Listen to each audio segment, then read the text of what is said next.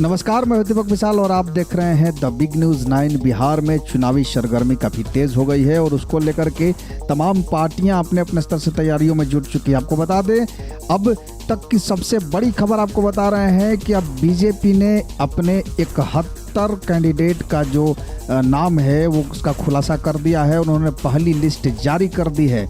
तो आज हम विधानसभा चुनाव से संबंधित लाइव तस्वीरें क्या घट रही है बिहार में, कहां पर क्या चल रहा है, किन पार्टियों में किस तरह के माहौल बना हुआ है, इन तमाम चीज़ों पर हम नज़र बनाए हुए हैं और आपको बता रहे हैं।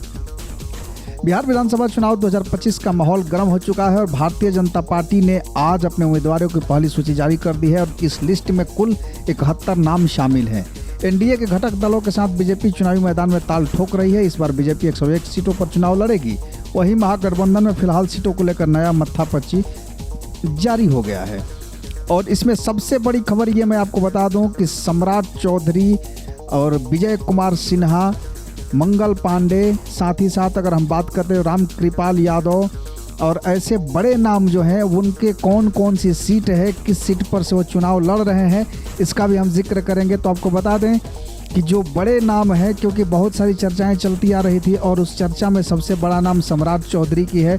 तो सम्राट चौधरी की अगर हम बात करें तो उनको लड़ने के लिए जो सीट तय कर दी गई है, उससे पहले हम बात करते हैं कि जो सिवान का सीट है वहाँ से मंगल पांडे चुनाव लड़ रहे हैं। और सिवान के सीट से मंगल पांडे, चूँकि उनके नाम की चर्चा काफ़ी तेज थी कि वो कहाँ से चुनाव लड़ेंगे, इसको लेकर के भी बातें चल रही थी। तो अब क्लियर हो चुका है कि मंगल पांडे जो है वो सिवान से चुनाव लड़ेंगे। वही सम्राट चौधरी जो डिप्टी सीएम है, उनकी जो चुनाव लड़ने की बात कही जा रही है कुम्हरार से, तो अब उनकी जो सीट है वो सम्राट चौधरी अब तारापुर से चुनाव लड़ेंगे। वही बिहार शरीफ जो हॉट सीट माना जाता है, वहाँ से डॉक्टर सुनील कुमार चुनाव लड़ रहे हैं। कुम्हरार का जो सीट है उसको लेकर के भी काफ़ी गहमा-गहमी चल रही थी। तो कुम्हरार के सीट से संजय गुप्ता और दीघा से संजीव चौरसिया का टिकट कटने की बात कही जा रही थी, लेकिन उनका टिकट नहीं कटा है। संजीव चौरसिया दीघा से चुनाव लड़ रहे हैं। वहीं अगर हम बांकीपुर की बात करें तो बांकीपुर से नितिन नवीन फिर से एक बार चुनावी मैदान में उतर चुके हैं। लेकिन पटना साहिब और दानापुर के सीट को लेकर के जो बहुत बड़ा उलटफेर हुआ है और ये उलटफेर बहुत ही बड़ा कहा जा सकता है। इस बार पटना साहिब से नंद किशोर यादव का टिकट कट चुका है और नंद किशोर यादव के जगह पर जो चुनाव लड़ रहे हैं वो हैं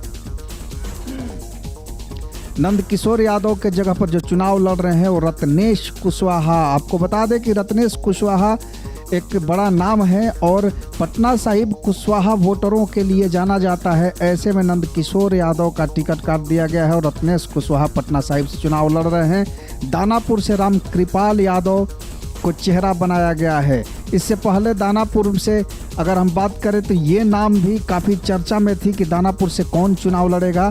तो अब ये दानापुर से नंद किशोर यादव को चुनावी मैदान में उतारा गया है और ये एक खास संदेश देता है और कहीं ना कहीं एनडीए ने इस पर काफ़ी मंथन करने के बाद ये नाम चर्चा में लाई है और ये नाम सुझाया है। तो ऐसे तमाम खबरों को हम बिहार के तमाम घटनाक्रम को लाइव लेकर के आते रहेंगे। आप बने रहिए द बिग न्यूज़ 9 के साथ। नमस्कार।